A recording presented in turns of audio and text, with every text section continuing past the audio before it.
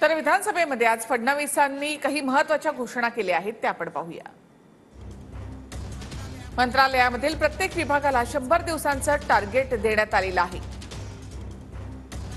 मराठवाडा महाराष्ट्रामधील इतर भागातील दुष्काळ दूर करण्यासाठी काम सुरू असल्याचं फडणवीस म्हणाले। तर कोयनामध्ये वाहून जाणारं पाणी कोकणामध्ये वापरण्यासाठी अभ्यास सुरू आहे। जलयुक्त शिवार 2 ला मान्यता तसंच नदीजोड प्रकल्पाला मान्यता दिली असं मुख्यमंत्र्यांनी म्हटले। सिंचनाच्या 160 प्रकल्पांना मान्यता देण्यात आली आहे। 54 टीएमसी पाणी मराठवाड्याकडे वळवण्यासाठी प्रकल्प अहवाल देण्यात आले। 21 नवी धरणं बांधणार आणि 6 धरणांची उंची वाढवणार तसंच 426 किलोमीटरचे कालवे मंजूर करण्यात आले आहेत। सोयाबीन खरेदीमध्ये महाराष्ट्र देशामध्ये अव्वल आहे तसंच खरेदीची मुदत तिसऱ्यांदा वाढवण्याचा प्रस्ताव देण्यात आलाय।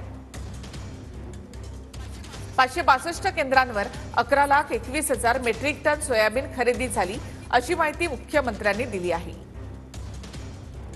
हमीभावाने तूर खरेदी 7,550 रुपये हमीभाव देण्यात आला असं देखील फडणवीसांनी म्हटलंय।